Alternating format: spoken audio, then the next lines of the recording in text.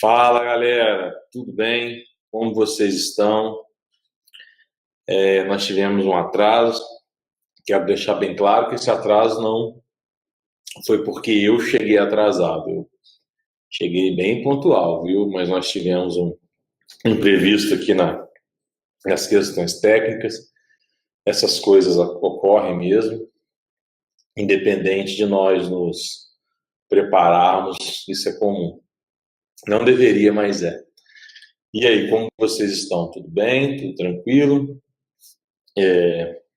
Hoje nós vamos falar um pouquinho da importância dos pais no tratamento das crianças autistas, dos autistas, das crianças com necessidades especiais, dos adolescentes, adultos, etc. Cada um dentro da sua realidade, né? Não é fácil. Bem, meu nome é Diogo Freitas, eu sou advogado, tá bom? E também sou diretor do IAC, do Instituto de Educação e Análise do Comportamento. E o motivo que mais me legitima a estar aqui hoje falando disso é porque eu sou pai do Diogo Filho, né? Um menininho de 7 anos que tem autismo moderado. Quero relembrar com vocês que no dia 30 de abril nós tivemos uma live sobre a profissão da análise do comportamento, a regulamentação, as consequências dessa regulamentação, a importância da regulamentação dessa profissão, haja vista que a análise do comportamento aplicado é a ciência com mais evidências científicas que mais contribui para o tratamento das crianças autistas. Então, por isso, da importância da sua regulamentação. No dia 7 de maio, também numa terça-feira, às 19 horas, nós tivemos uma live sobre direito dos autistas, falamos um pouquinho sobre o direito dos autistas. Eu pretendo voltar nesse tema, eu pretendo falar novamente de direitos dos autistas, eu pretendo pegar grupamentos de direitos e falar com mais detalhes, com mais carinho, mas tanto a live do dia 30 quanto a live do dia 7 estão disponíveis no Facebook e no YouTube do IAC. No dia 14, que foi terça passada, nós tivemos um bate-papo bacana, mais curto, mas bacana, sobre ética profissional, que é outro tema que eu vou acabar falando um pouco hoje, vou falar um pouco nos nossos próximos encontros. Hoje é dia 21, né? É 14, 21. No dia 28 nós temos outra live, mais voltada para os profissionais, questão de empreendedorismo e gestão desses profissionais, já vista que eu faço uma pós em gestão, empreendedorismo e marketing, e entendo um pouco disso. E no mês de junho, nós temos 4 lives seguidas, também às terças-feiras, e aí eu já prorroguei o horário para as 20 horas, e vai até o dia 28 de junho, que é a última terça-feira. Aí depois nós temos umas viagens de férias e trabalho em julho, eu tenho uns outros compromissos, agosto também, nós vamos a Curitiba, vamos a Porto Alegre, eventos profissionais, depois voltamos a Goiânia, depois vamos a Salvador, outro evento profissional, voltamos a Goiânia, Rio, evento profissional, voltamos a Goiânia. Então eu devo retomar, e aí nesse meio de campo, junho, julho e agosto, eu tenho alguns compromissos de supervisão, e aí então eu volto com essas lives em setembro. Mas antes das lives terminarem, nós temos ainda muitas até o final de junho. Bem, como eu disse a vocês, o que mais me autoriza a estar aqui falando com vocês sobre esse assunto é o Diogo Filho, né?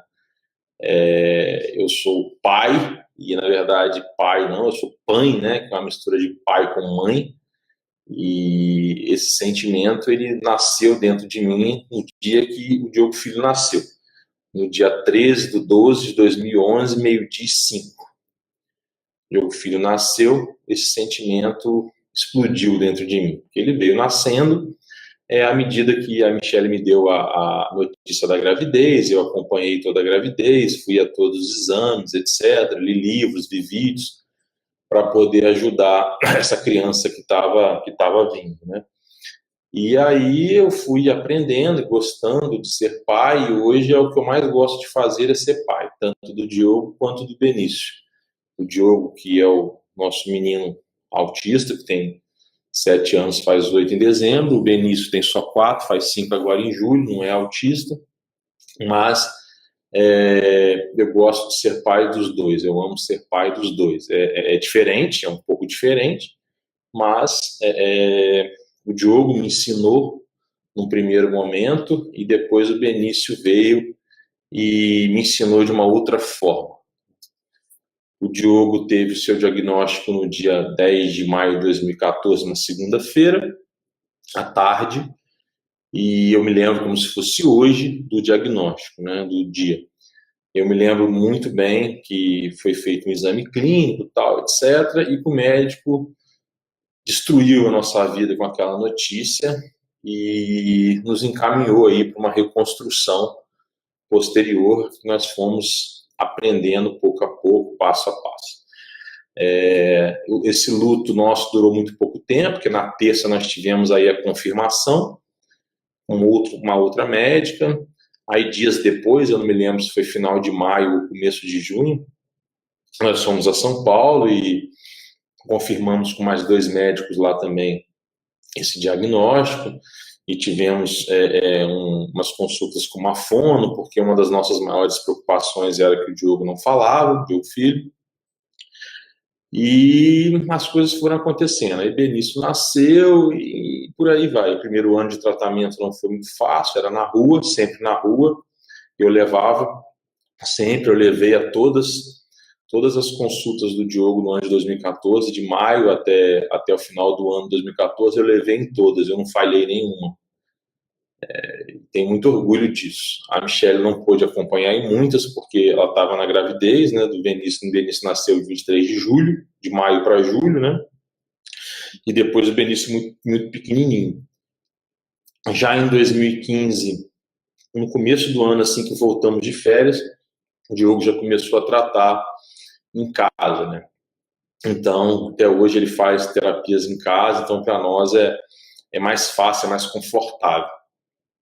Para ele também, nós acreditamos mais nessa terapia domiciliar, no caso do Diogo Filho. Bem, antes do diagnóstico, eu tive uma fase da negação, assim, né? O Dioguinho não falava, minha esposa muito preocupada, e nós acreditávamos muito no pediatra que nós tínhamos, pediatra muito bem recomendado, e achávamos que era um pequeno atraso na fala, mas minha esposa preocupada, queria muito que fosse em fono, a fono não deu resultado no primeiro momento, meses depois nós descobrimos por que a fono não deu resultado no primeiro momento. Se nós não tínhamos nenhum diagnóstico do autismo ainda, não sabíamos nem o que estavam fazendo naquela fono direito. Não foi culpa dela, né? Assim, foram as circunstâncias. E nós também duramos muito poucos dias com ela. Mas, enfim, eu tive a fase da negação, não da negação do autismo, porque eu não sabia nem o que era autismo. Eu tive a fase da negação de que o Diogo tinha algum problema. E depois, quando veio o autismo, eu não tive nem tempo para negação. Foi só um luto correndo e a gente já organizou toda a terapia do Diogo e partimos para a guerra. Bem, essa história nossa é a história de muita gente, né? A história de muitas famílias, muitos pais, muitas mães. Mas, assim, cada família tem a sua história, cada autista é de um jeito, né? A nossa história é de um autista moderado, não é um autista grave, que demorou a falar um pouco para nós, né? Mas autista moderado. Então, eu imagino que pessoas que tenham autistas na família mais graves, ou que tenham tido menos intervenções devido à falta de recursos, ou devido à falta de conhecimentos, ou devido a um diagnóstico mais tardio, tenham situações mais difíceis de lidar. Então, cada um tem a sua realidade, tem a sua forma de ver as coisas. Eu estou aqui externando a minha forma de ver as coisas e como aconteceu conosco, tá? Então, esse tema, a importância dos pais, eu quero primeiro esclarecer alguns pontos, tá? Quando eu falo a importância dos pais, tá? Eu não estou falando só da importância do pai homem, tá bom? Eu estou falando da importância de todos os pais.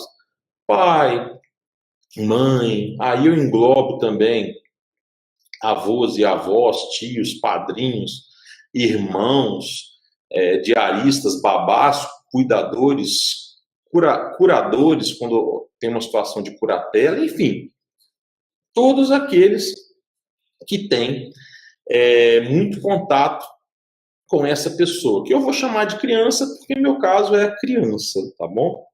Então, que fique bem claro, eu estou falando de pais em linhas gerais, estou falando de todos.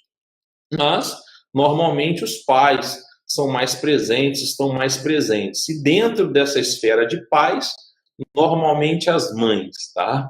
Mas eu vou continuar usando o termo pais e vou usar o termo crianças. E vou falar do meu caso, autismo moderado. Mas que fique bem claro que cada um, repito, tem o seu contexto, tem a sua realidade. A minha realidade, além de ser essa, um pai muito presente, uma mãe muito presente, e uma boa situação financeira, e um diagnóstico não muito tardio, e um autismo não muito grave, mas é uma situação de desconforto, é uma situação de preocupação, uma situação que dá trabalho, uma situação que angustia, então não é muito diferente das muitas realidades de muitas famílias aí. Bem, qual é a importância desses pais? Né? Primeiro, eu acho que é importante também nós esclarecermos uma coisa. Pai não é mais importante para o tratamento do filho autista do que o profissional. Como o profissional também não é mais importante do que o pai. Eu não estou medindo grau de importância. Isso, para mim, é irrelevante. Tá? Só que o pai, a mãe, etc., eles têm uma responsabilidade maior, porque para os profissionais, por mais carinho, por mais amor, por mais competência e conhecimento técnico que eles tenham, normalmente é mais um paciente. E não pode ser diferente, porque os profissionais não podem se envolver com esses pacientes, senão atrapalham até o tratamento, é até prejudicial. Então, algumas decisões de extrema relevância cabem aos pais, mesmo que os pais tenham menos conhecimento técnico. Eu me lembro que o diagnóstico foi numa segunda-feira. No sábado, nós nos reunimos com uma terapeuta e conversa vai, conversa vem. Nós dissemos a ela, o gerente do caso do nosso filho somos nós. Tinha uma semana, né, de diagnóstico. A Michelle vinha lendo sobre autismo 1, 2 semanas antes do diagnóstico, talvez mais tempo, talvez menos tempo, não sei direito. Mas, enfim, sabíamos muito pouco e nós dissemos isso, porque nós já sabíamos do senso de responsabilidade. Então, pessoal, o filho é seu. Né? Independente dele ser autista, TDAH, síndrome de Down ou não ter problema nenhum, o filho é seu. E isso nós fizemos questão de deixar bem claro, desde o primeiro contato com o primeiro terapeuta, a todos os contatos com todos os outros terapeutas até os dias de hoje. O filho é nosso. As decisões são nossas, as responsabilidades são nossas. Óbvio que nós procuramos tomar decisões com muito embasamento, ouvindo profissionais, estudando. A Michelle hoje tem uma qualificação muito satisfatória, tem uma bagagem, uma experiência também satisfatória, e mesmo assim troca ideias com alguns profissionais e nós temos uma equipe multidisciplinar. Mas ao final a decisão é sempre nossa. Mesmo que seja para a gente só concordar com a opinião de um profissional, a decisão é sempre nossa. Ainda em 2014 ou em 2015, para exemplificar essa questão de que a decisão é nossa, o médico que diagnosticou primeiro o Diogo Filho, meses depois, não me lembro quantos meses depois, ele bateu o pé e disse que tinha que medicar. Não, tem que medicar. E eu sou um pouco contra remédio, eu não gosto de remédio. E eu empaquei. Não quero remédio, não quero remédio, não quero remédio. E não foi uma decisão muito inteligente da minha parte. Poucos meses depois eu não aguentei, eu cedi, eu percebi que meu filho precisava se medicar, precisava tomar remédio. Teve um episódio, ele ficou um pouco nervoso e me agrediu um pouco. Ele não é agressivo, mas nesse dia isso ocorreu. Então, eu cedi, não, tem que entrar com remédio. Mas percebam que essa decisão foi minha. A Michelle queria que ele tomasse remédio, eu não quis, eu disse que não era e ponto. E não me arrependo. E não acho que ele tenha tido prejuízos com isso, tá? Esses poucos meses que ele ficou sem remédio. O importante é que eu reconheci isso. Não é que eu desconfiasse do médico, não é isso. É que eu não gosto de remédio, é uma cultura minha. E meu pai costuma dizer uma coisa: o melhor médico do nosso corpo somos nós mesmos. E é uma grande verdade, né? Nós temos que nos observar, observar nossos filhos. Então foi preciso que o médico abrisse meus olhos para que eu passasse a observar meu filho mais, de uma outra forma, para ver a necessidade dele tomar a medicação ou não. E aí nós entramos com a medicação. Ele toma essa medicação até hoje. E percebam que, às vezes, no decorrer do dia a dia, a gente varia o momento de dar essa medicação, mesmo sem falar com o médico. E nós acabamos entendendo que os resultados são até melhores. Ele fica mais calmo, etc. Então, não é, repito, né, pessoal, o profissional, é óbvio, é a pessoa mais gabaritada para intervir com água com o seu filho. O médico, o psiquiatra, neuropediatra, etc., é o profissional mais gabaritado para diagnosticar, acompanhar, medicar. Eu não discuto isso. O analista do comportamento vai lhe ajudar na questão da fala, lhe dando as técnicas, as dicas, elaborando programas, aplicando programas, aplicando testes para ver onde são as maiores deficiências, para embasar uma melhor elaboração de programas. Isso, pessoal, é indiscutível. Eu sou uma pessoa estudiosa da ciência. Eu fiz 2 pós, estou fazendo mais 2, fiz mestrado, não acabei um doutorado por questões pessoais, escrevi um livro de direito, estou finalizando um livro sobre o tema de hoje dessa aula, né, que é a importância dos pais. Em breve ele vai ser publicado pelo IAC, vocês vão ficar sabendo. Pretendo retomar um estudo de doutorado, mas em outra área. Pretendo fazer pós em outras áreas. Eu sou da ciência, eu acredito na ciência, eu tenho plena convicção de que a ciência é importante, de que pesquisas são importantes, de que os estudiosos são importantes, as obras, os livros, os profissionais, as aulas, os professores, a universidade, a prática, isso é indiscutível.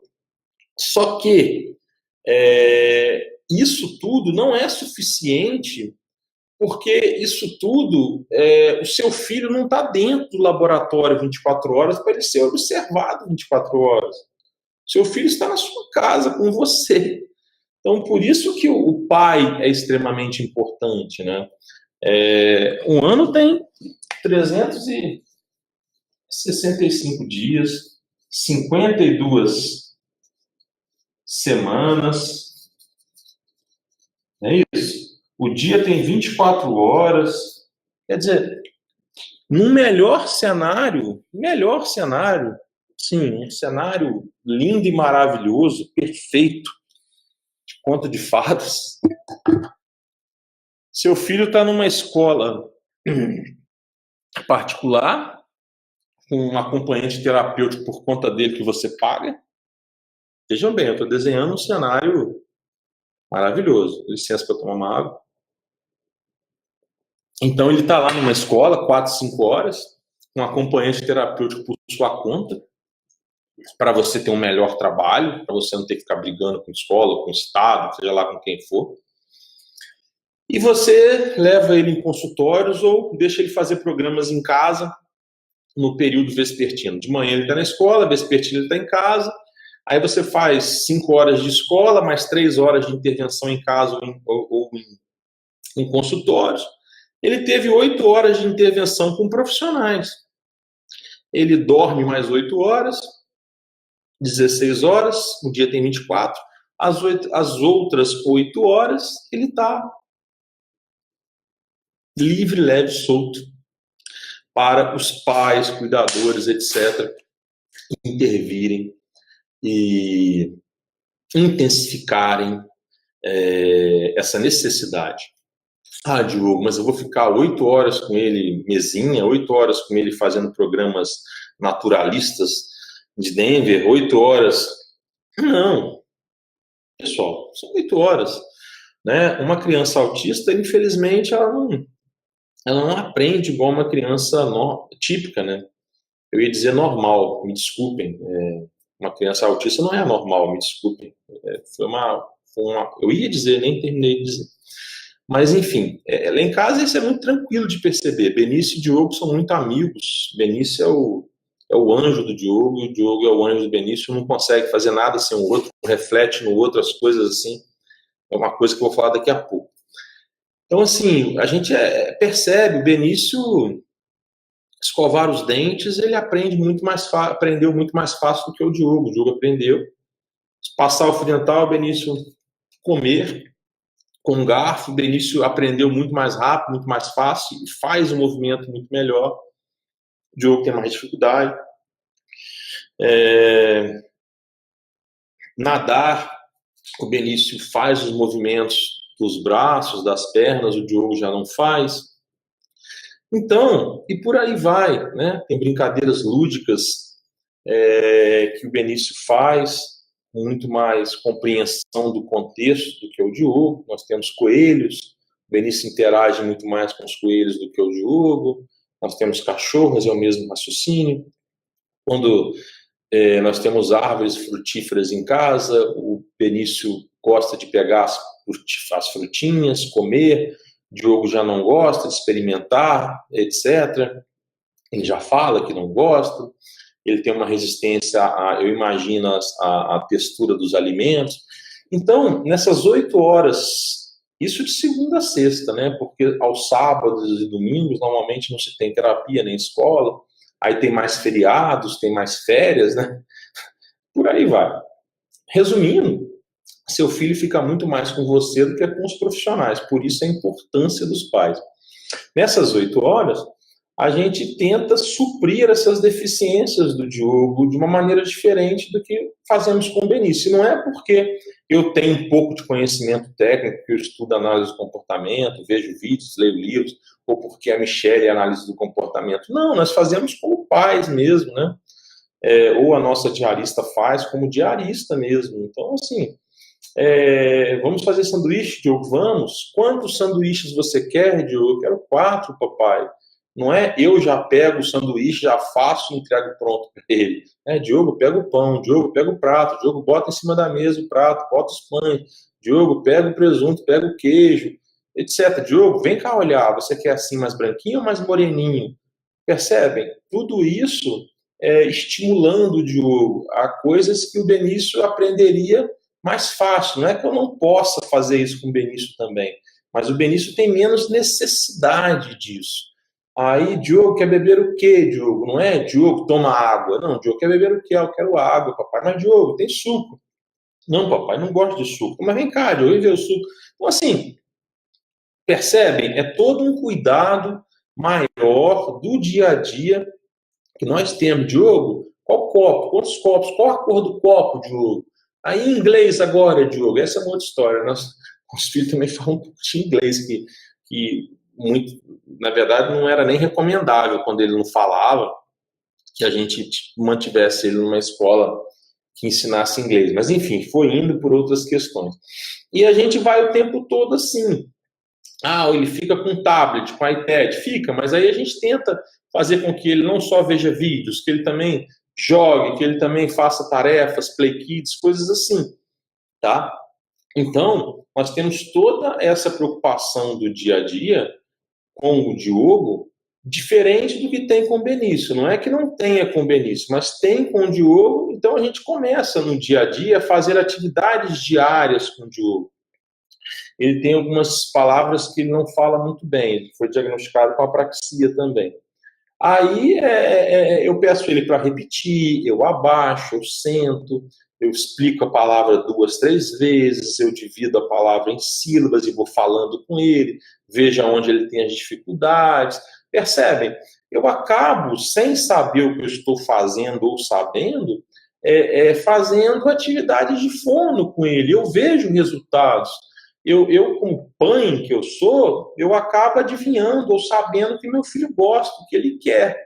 Né? Ainda mais o Diogo, que tem uma restrição alimentar. O Benício já come de tudo, prova tudo, come de tudo. Mas o Diogo é mais aquele ritualzinho. Ele quer o sanduíche, ele quer a carninha, quer o frango, enfim. Só que eu faço ele repetir aquilo todos os dias. Eu faço ele me dizer o que ele quer. Eu faço ele pegar a roupa dele, pegar o tênis, calçar a Crocs, etc. Eu não fico tentando adivinhar o que ele quer, mesmo já sabendo o que ele quer. Percebe?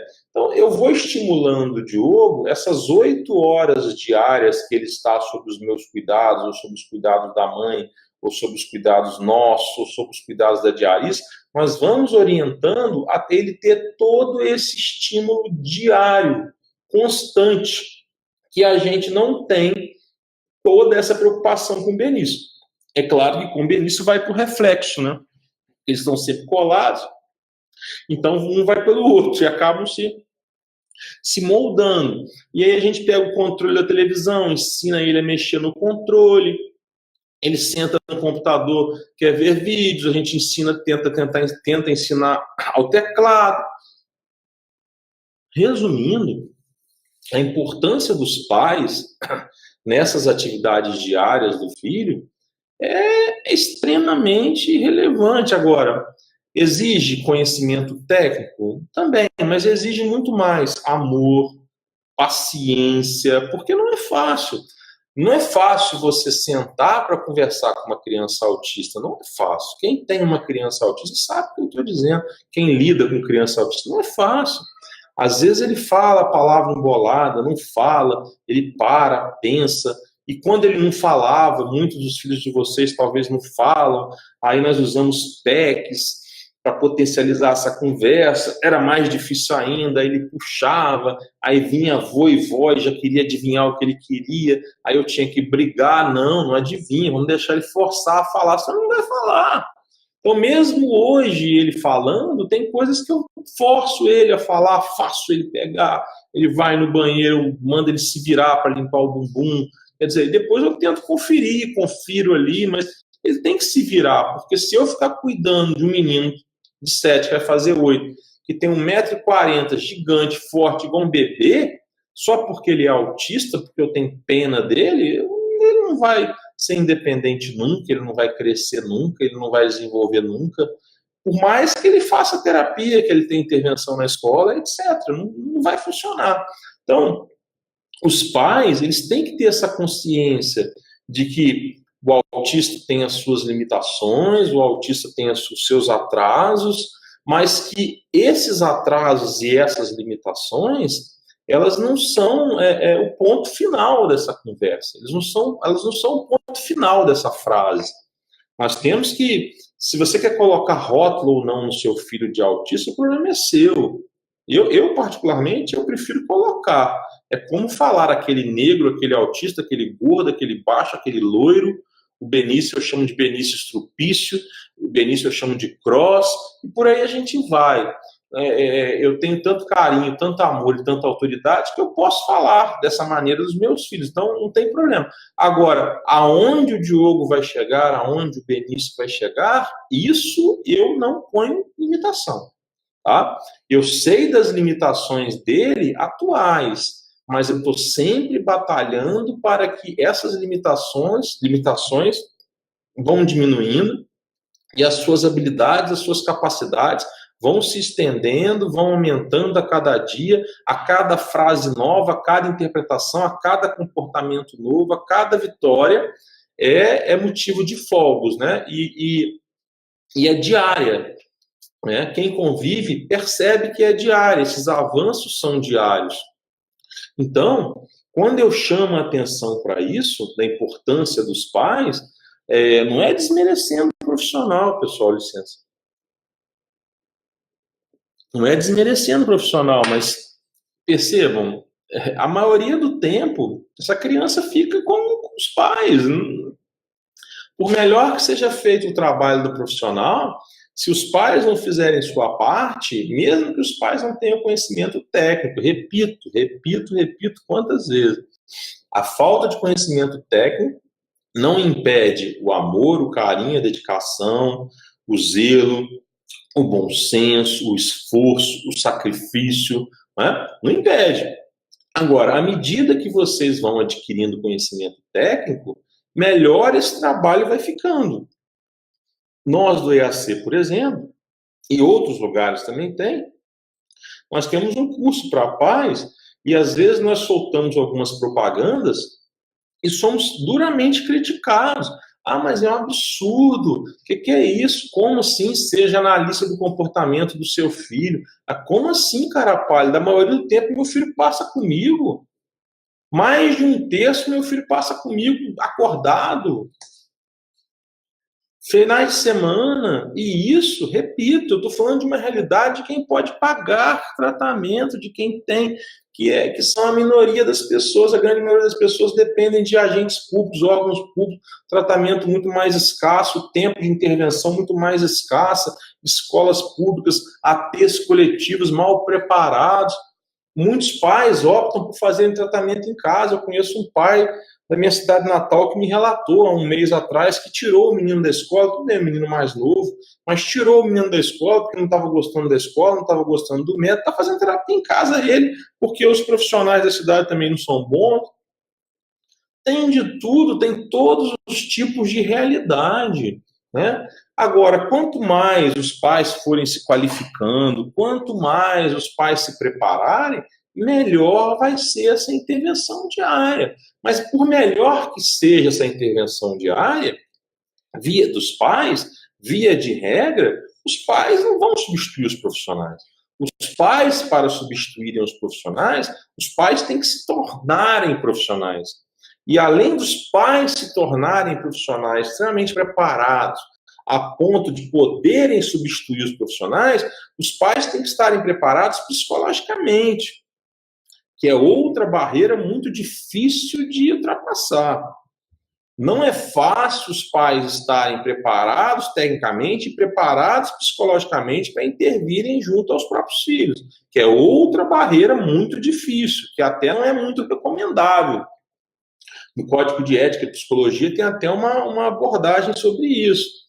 Tá? Mas não há uma vedação também, até porque a profissão de analista do comportamento não é vedada, não é regulamentada, a profissão de terapeuta DEME não é regulamentada no Brasil, estou falando no Brasil. Então, a maioria dessas linhas de trabalho mais modernas, mais inéditas, que são multidisciplinares, elas não têm regulamentação no Brasil. Então, não tem esse impedimento do pai ser o próprio terapeuta do filho. Mas, assim, lá em casa e dá muito certo.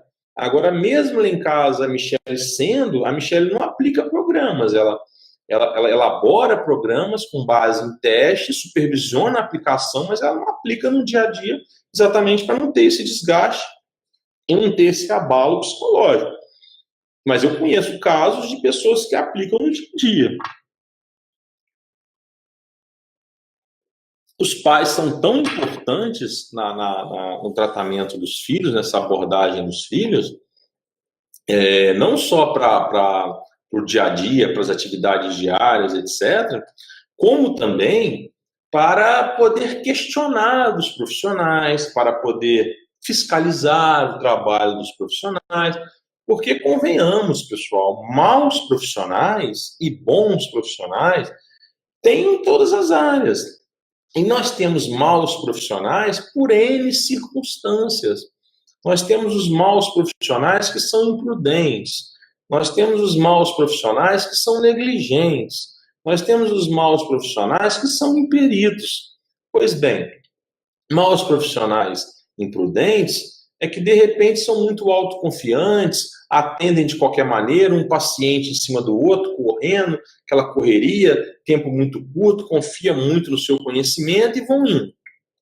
Maus profissionais negligentes é que não não fazem um trabalho direito, começa a aplicar um programa sem aplicar antes um VIPMAP para saber quais são as deficiências daquela criança, o cara vai meio negligente, meio nas coxas. E temos o profissional em perito, que às vezes tem um conhecimento muito raso, é um recém-formado, não tem muita prática, ou nunca trabalhou com criança autista e sai assumindo muitos casos, sem alguma orientação, sem alguma parceria, sem alguma supervisão para aquele caso que ele precisa, ele é imperito. Então, assim, tem todo tipo de profissional. E aí nós temos profissionais negligentes, imprudentes, imperitos, pagos, temos profissionais negligentes, imprudentes, imperitos no sistema público de saúde, temos esses profissionais negligentes, imprudentes, imperitos, mesmos os que vêm do exterior, que são os BCBAs, tem de tudo em mal profissional para todo lado. Não é porque o cara é BCBA, que é um analista do comportamento estrangeiro, que ele é top. Ele até pode ser um top de conhecimento, mas ele pode estar negligente com o seu filho, ele pode estar imprudente com o seu filho. Às vezes ele não é um perito, porque para se tornar um BCBA, de fato, exige muito conhecimento. Então, em perito é mais difícil você pegar um BCBA em perito. Mas você pode pegar um BCBA negligente, você pode pegar um BCBA imprudente. Então, os pais terem conhecimento é muito importante para fazer esses questionamentos, para fiscalizar o trabalho. Depois que nós passamos o tratamento do Diogo Filho do Benício para casa, nós fomos trocando os profissionais, porque nós achávamos, o médico também achava que não estava muito bom, que o trabalho não estava muito perito, muito legal, e nós contratamos uma firma de São Paulo bem renomada. Não era a mais cara, porque a mais cara estava um absurdo, mas contratamos uma firma bem renomada. E, assim, eu me lembro de tudo do Diogo Filho do Benício, tudo. Eu me lembro que essas profissionais vieram e aos poucos a gente foi descobrindo que eram recém-formadas e aos poucos nós fomos descobrindo que elas foram elaborando programas assim meio nas coxas e num belo dia elas foram aplicar os programas e eu tinha muita resistência a meu filho chorar muito, gritar. Eu sempre pedia aos profissionais que pegasse leve, né? Pegasse leve com o Diogo. Só depois que eu adquirisse muita confiança no profissional é que eu deixava ele enrijecer, endurecer mais um pouco, visando a extinção do comportamento, né? E aí eu me lembro como se fosse hoje essas profissionais aplicando o programa lá em casa, segurando o Diogo Filho. Nossa Senhora. Aquilo, meu ódio subiu a cabeça. Eu não sei como que eu consegui levá-las no aeroporto para ir embora sem esconder o corpo das duas aquele dia. Eu te confesso que eu não sei, eu me segurei muito, porque os meus filhos são meu ponto fraco, né? Assim, eu sou um cara bem tranquilo, bem resistente, mas meus filhos são meu ponto fraco. Então, assim, aí você vê, aí nós dispensamos essa firma de São Paulo, meu filho ainda não falava, e começamos o trabalho em casa com minha esposa, com uma outra menina que ajudou muita gente, foi com ela que o Diogo Filho começou a falar, com ela sendo aplicadora, e o Diogo Filho foi deslanchando em casa. Eu não precisei mais ficar naquela rotina louca, né, de levar a menina na escola, buscar o menino na escola, almoçar, levar para todas as terapias, depois voltar com o menino para casa e ajudar minha mulher, banho, né? Então, assim, Diogo, isso aí é o que a gente passa, né? É isso aí.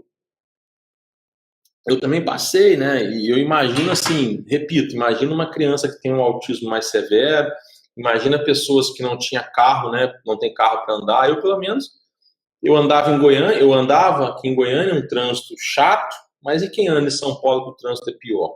Eu andava num carro confortável, com ar-condicionado, e quem anda num carro sem ar-condicionado? E quem anda de ônibus, metrô? Então, assim, eu sempre imaginei isso, pensei isso, gente, tá ruim, tá doído, eu queria estar jogando bola com meu menino, eu queria estar fazendo mil coisas ao invés de estar levando ele para terapia, mas eu tenho certeza que tem pessoas que, infelizmente ou felizmente, eu não sei, tem pessoas que estão piores, ou o seu termo correto não é pior, mas estão tendo mais dificuldade do que eu, então eu não tenho que reclamar, eu só tenho que agradecer. E quando o Diogo Filho foi para casa, melhorou muito. Então, tirou essa rotina, tirou esse desgaste, até para ele, porque o tempo que ele ficava no carro, é um tempo que eu não conseguia interagir com ele. Agora, desde que nós fomos para casa em 2015 até agora, ele acaba a terapia, já sobe, já começa a interação, ou comigo, ou com a mãe, ou com o irmão, ou com seja lá quem for que estiver lá em casa, né? Então, essa participação, essa importância dos pais, quando eu falo, seja analista do comportamento do seu filho, tome as decisões, assuma as responsabilidades, pegue na rédea, discuta com profissionais, aplique divergências, leia livros, é sua obrigação. Você não está fazendo nada demais, assim, assim, quando eu falo nada demais, não se ofendam, né? Nada demais do que não deveria ser feito, nada demais do que o seu filho não precise, tá? É claro que é um esforço gigantesco, sobrenatural, sobre-humano. Eu também faço, tá, mamães? Eu faço, então eu estou falando com autoridade. Mas o que eu estou dizendo é que é nossa obrigação, tá? Agora, Diogo, mas você faz todos os dias, então você não estaria aqui nessa live. Não, eu não sou perfeito, né, pessoal? Eu não faço todos os dias. Eu não estou 100% paciente todos os dias, eu não estou 100% forte todos os dias, mas eu faço o máximo que eu consigo, tá? E o que eu acho que nós pais devemos fazer o máximo que a gente consegue. Agora, tem hora que a gente fraqueja, tem hora que a gente não está forte. Aí tem mãe, tem o pai, tem o avô, tem o tio, tem o padre, tem o irmão. Agora, não é todo o contexto familiar que tem tudo isso aí, né? Conheço situações, infelizmente, de pais que abandonam os filhos, casais que se separam devido a essa questão do autismo e outras necessidades especiais. Porque não é fácil, né, gente? A gente cria expectativas na criança. A gente pensa assim, não, meu filho é o melhor que eu tenho fora de mim, eu quero que ele faça tudo que eu fiz de forma melhor, quero que ele tenha desempenhos na escola, que ele seja atleta, que ele seja isso. E as coisas não vão acontecendo dessa maneira, né? A gente sabe. Mas, assim, eu não reclamo, não me arrependo, não sou triste por causa disso, não gosto que as pessoas tenham pena de mim por causa disso. Um outro dia a gente conversando lá em casa com vizinhos, aí eu estava, não lembro o contexto, aí a gente estava falando de andar de bicicleta e ir na brinquedoteca lá do condomínio. Aí eu estava dizendo assim, o Benício não está indo na brinquedoteca porque o Diogo Filho não está indo. O Benício imita muito o que o irmão faz. Aí essas pessoas disseram assim, nossa, que triste. Aí eu corrigi na hora, não, diferente. Triste não, diferente. Percebe? Eu não gosto que as pessoas tenham ficam, não gosto disso. Então, nesse momento agora, a gente está um pouco doído, porque os meninos não estão entrando na piscina, o Dioguinho resolveu empinar a carroça, não quer entrar na piscina, e o Benício está indo atrás nessa onda, também não quer entrar na piscina, papá. Eu fico um pouco chateado, triste, porque eu gosto muito, papá. Mas, assim, não estou morrendo por causa disso. Então vamos fazer outra coisa. Então a gente está fazendo outras coisas. Um dia isso vai voltar, eles vão entrar novamente. E assim, a vida é assim, as crianças são assim, as famílias são assim, as dificuldades são assim. E nós vamos driblando, vencendo, sempre bem-humorado, etc., sofrendo, indo, feliz, etc., porque não dá para ser diferente. E o papel dos pais, quando eu disse aquela hora lá, talvez vocês tenham ficado chateados, ou eu tenha me expressado mal, vocês tenham interpretado errado, enfim, não importa isso, né? O que importa é esclarecer. Quando eu digo que todo esse esforço que a gente faz não é nada demais, é porque, assim, é o que os filhos precisam da gente, é o que as crianças autistas precisam de nós, né? Quando eu disse nada demais, é o que todos os pais deveriam fazer. Foi nesse sentido que eu quis dizer, tá? Agora, é óbvio, ser pai presente, educador, ser mãe presente, educadora, não é fácil, não é para qualquer um, né? A gente sabe disso, eu sei perfeitamente. Diogo, mas essa conversa sua não está me convencendo. Aí, pessoal, eu tenho todas as diaristas e secretárias do lar que passaram lá em casa, minha própria esposa, os pais da minha esposa, meus pais, as pessoas que convivem lá em casa, todos os terapeutas. Aí eu posso fazer um documento, pedir todo mundo para assinar e reconhecer firma, não tenho dúvida, né? E eu faço o que eles todos farão. E eu faço isso por opção, não é por obrigação. Não. Desde quando o Diogo Filho nasceu, 13 de dezembro de 2011, eu viajei, eu dormi fora de casa por 3 vezes. Uma eu dormi 2 ou 3 noites, fui visitar meus pais no interior do estado do Rio, uma outra eu dormi uma noite, fui trabalhar e voltar, no Mato Grosso, e uma outra eu dormi 3 noites, que eu fui no Tocantins trabalhar e voltar. Perceba, vai fazer 8 anos e eu não fico longe deles, eu não gosto de ficar longe deles, eu não... Então a escolha é minha, né? Agora, essa minha escolha, ela reflete muito na minha vida, afasta a gente um pouco das pessoas, mas reflete também de forma positiva. Meu filho, nós temos assim uma relação, eu e Benício Diogo, nós temos uma relação assim de confiança extrema, mútua, né? A gente banha junto, come junto, viaja, passeia, conversa, faz refeições, aquela relação que a gente foi criando desde o nascimento dos dois. Benício e Diogo mamava, vinha para o colo do papai, XNBA no colo do papai de madrugada, dor de barriga, cólica, todas as consultas médicas, eu estava lá levando, buscando, vacinas, eu estou lá, injeção, estou lá, tudo, todos os médicos, desde da barriga, da gestação, os exames, o Benício e o Diogo na barriga da mãe, eu lá falando, gritando na cabeça deles, eles irem se acostumando comigo. Então, isso não tem preço, né? Essa relação, esse vínculo que a mãe tem naturalmente com a criança, porque a criança nasce da mãe, o pai tem que remar, né? O pai tem que batalhar para conseguir isso, né? E quando eu chego em casa e meus filhos me recebem com a mesma alegria como recebem a mãe, quer dizer que eu estou remando bem. Quer dizer que a minha força está boa, né? Que eu estou com bastante gás. Quando, por muitas vezes, tanto o Diogo ou o Benício, tanto menores ou maiores... Só um minutinho, foi parada a gravação? Tá indo tudo bem, pessoal? Raíza, Júlia, tá indo bem aí? Raíza, tá indo bem? Tá indo bem? Tá. Quando eles eram menores e eles às vezes queriam sair do colo da mãe para ir para o meu colo, não é competindo com a mãe, como eu disse, não tem ninguém mais importante, nem mãe, nem pai, nem profissional, nem avô, nem avó, não tem. Cada um tem o seu papel. Só estou falando de mim, né? Então, assim, quando eu tenho esse sentimento dentro de mim, eu sentia isso, essa ligação deles comigo, isso assim, é melhor do que ganhar a cena, não tem preço, né? A gente se dá tão bem, nós três, mesmo com a mãe também, óbvio, mas agora estou falando só de nós três, que nós fazemos viagens sozinhos, né? Nós já fomos daqui de Goiânia para Campinas, no interior de São Paulo, sozinhos. Lá nos Estados Unidos, a Michelle fazia vários cursos, a gente fazia vários passeios sozinhos, vários locais sozinhos. Então, assim, isso não tem preço, tá? Isso não tem preço. Agora, eu gosto de fazer minhas coisas também sozinhos, né? Sozinho. Óbvio, mas, assim, é importante... Mais água?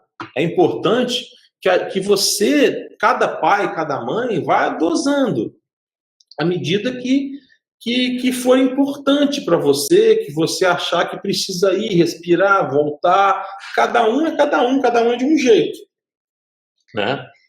Eu e Michelle não conseguimos viajar sem os meninos ainda, isso ainda não entra na nossa cabeça, mas a gente também não condena quem faz, então cada um é de um jeito, né? E esse nosso jeito de ser com os meninos, para nós, é muito importante. Para nós, faz a diferença na vida do Diogo Filho, principalmente, que é autista, né? Para nós, ele se sente mais seguro, ele se sente mais confiante. E não pensem em vocês que eu não dou bronca, que eu não sou durão. Eu puxo pela orelha, às vezes eu dou chinelada, não me condene, eu não espanco meus filhos. Mas eu dou uma chinelada, eu pego pela orelha, eu dou castigo, é o meu jeito de ser. Eu acho que é assim, ponto. A Michelle nem gosta que eu faça isso, mas eu faço. Teve dias, uns dias atrás, são dois meninos, são muito espoletos, são muito bagunceiros, né? Esses dias atrás eu precisei dar um castigo no Diogo, assim, contrariá-lo de uma maneira mais dura. Ele estava fazendo umas brincadeiras com arroz, sucrilhos, leite, fazendo aquela mistura culinária, ele gosta dessas coisas culinárias. Só que foi derramando no quarto, eu fui tomando dele. Enfim, foi uma crise. Ele ficou muito bravo, ele ficou de mal de mim umas 2 horas. Umas 2 horas. Eu sentava no sofá em volta dele, ele não queria, falava, papai, levanta. E aquilo era como facada no coração, né? Aí eu ia igual cachorro mesmo, né? Cheirando ele, empurrando com a cabeça, enfiando debaixo das pernas dele, fazendo carinho, fazendo cosquinha, saía. Aí depois voltava. Morde e assopra, né? Pai mole é assim. Mas, enfim, passaram 2 horas e beleza. Voltamos ao nosso vínculo.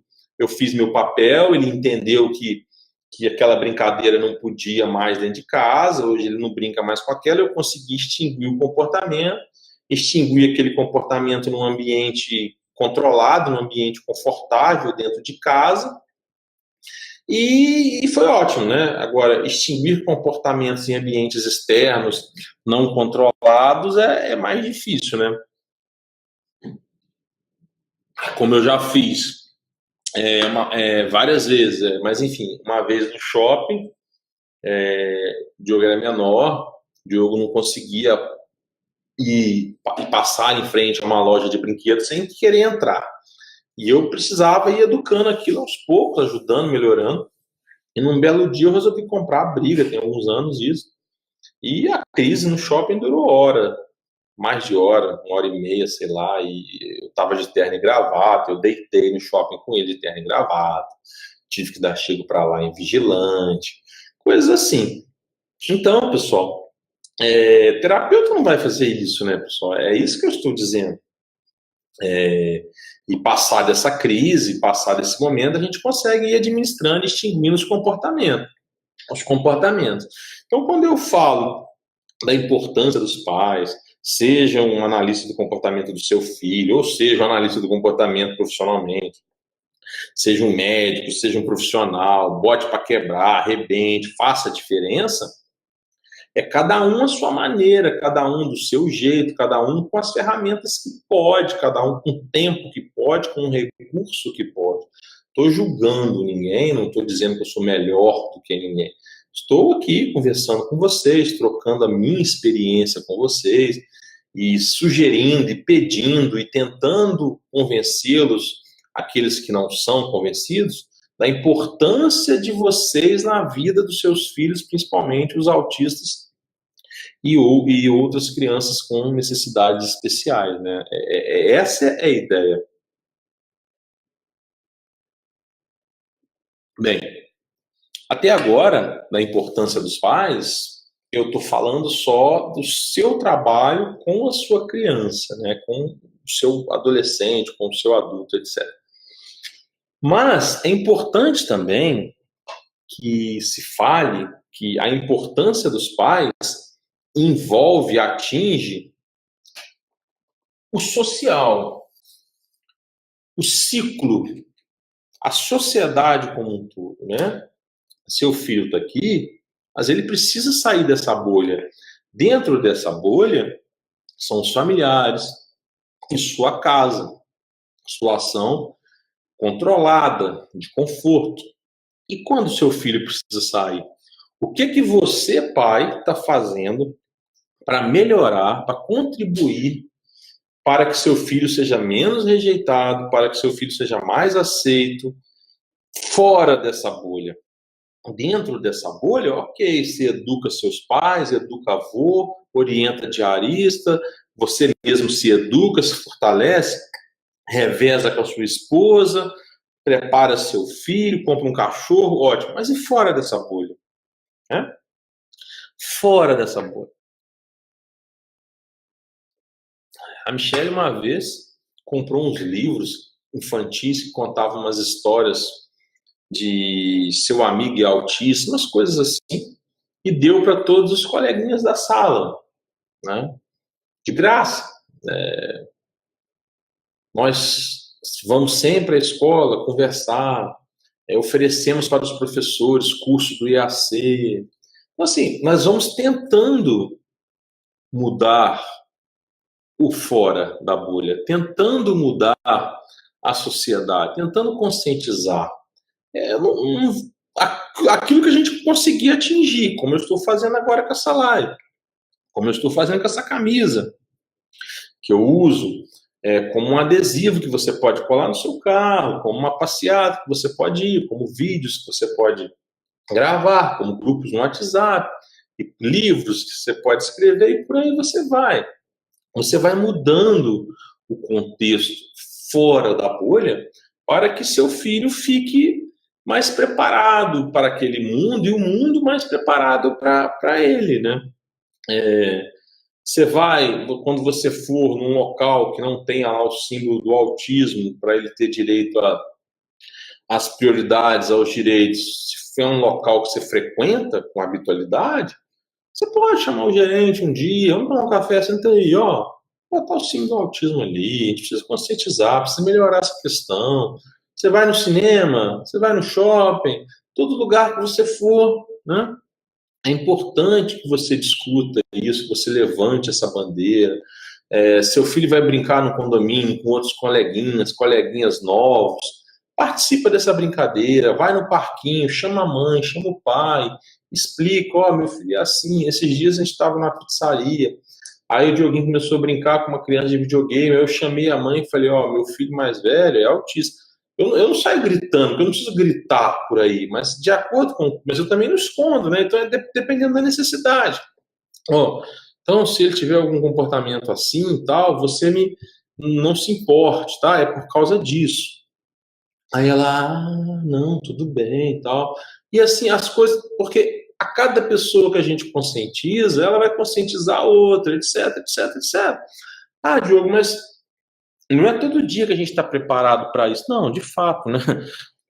Sábado a gente estava nessa mesma pizzaria. Licença, pessoal. E o Dioguinho tava com muita estereotipia. E aí tinha uma senhora com o filho dela comendo. E ela toda hora olhando com aquela cara feia, assim, preconceituosa. Aquilo, a raiva foi subindo, foi subindo. Se fosse um cara, eu acho que eu tinha tirado satisfação com ele, porque mulher eu fico mais receoso, porque assim, fica parecendo covardia, né? E às vezes né? Não sei. Mas é como eu disse, às vezes eu tenho um sentimento de mãe dentro de mim, ou um sentimento de pai sensível, ou um sentimento diferente, eu não sei, enfim. E aí eu fiquei meio revoltado com aquilo, sabe? Eu sei que uma hora eu levantei para brincar com o Benício, eu já saí chamando essa vaca, eu falei meio alto, assim, né? Mas assim, é claro, você tá certo, Diogo? Óbvio que não, óbvio que não. O certo seria eu me levantar e ir embora. O certo seria eu distrair o Dioguinho para fazer outras coisas. O certo seria eu me dirigir à senhora e explicar para ela. Qualquer dessas três coisas estaria mais certo do que eu ter ficado com raiva e me levantado chamando aquela senhora de vaca, né? Mas enfim. Mas nós somos pais, né, pessoal? Nós somos perfeitos, né? A gente desequilibra, a gente desestabiliza, a gente estraga daqui e conserta dali, né? Bem, então, pessoal, a mensagem é essa, tá? A mensagem é essa. Qual é a importância dos pais? A importância dos pais é o quadrado, é o cubo. Não existe ninguém assim mais importante do que os pais, tá? Os pais precisam se conscientizarem disso. Não dá para delegar criação de filhos, pessoal. Não dá. Tá? Filho a gente tem que amar e tem que educar. E quando é autista, mais ainda, tá? E assim, além disso, nós precisamos, com todas as nossas forças e recursos, levar essa mensagem para fora da nossa zona de conforto. Isso é muito importante, tá? E eu conto com vocês para que a gente continue levantando essa bandeira e levando essa mensagem para fora da zona de conforto.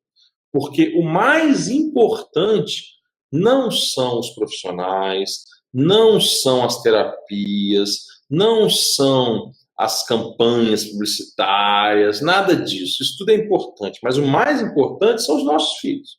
O mais importante é um mundo melhor para eles. O mais importante é a independência deles da melhor maneira possível, tá? Porque autista é só uma condição, tá bom? O autismo não pode ter não, o autismo não tem cura, né? O autismo não tem cura ainda, mas ele também não tem limites. Ninguém vai dizer a mim o que o meu filho é capaz e aonde ele pode chegar, não. Ninguém, eu não aceito de ninguém. Ele vai chegar muito mais longe do que qualquer pessoa pode imaginar, tá bom? E é isso que eu desejo a todos vocês, tá? Vou ver se tem alguma participação, alguma interação comigo, tá bom, pessoal? E depois, se vocês quiserem mandar e-mail, é o jurídico, é o e-mail de sempre, tá bom? Jurídico, arroba, opa, não é Gmail não, tá? É arroba IAC, né? IAC.net.br, né? Escuta o que eu tô falando, não lê não, que você não vai conseguir ler não, tá bom? É jurídico, não tem acento, né? Porque e-mail não tem acento, arroba iac.net.br, tá, pessoal? Pode mandar e-mail que eu respondo, pode trocar ideia comigo que eu respondo, estou sempre aqui. Nós do IAC estamos aqui. Saibam vocês que a minha luta aí para ajudar a regulamentar as profissões, a melhorar o atendimento dos nossos filhos, a melhorar as políticas públicas, está só começando. Vocês vão ouvir falar muito de mim ainda, tá bom? É isso aí.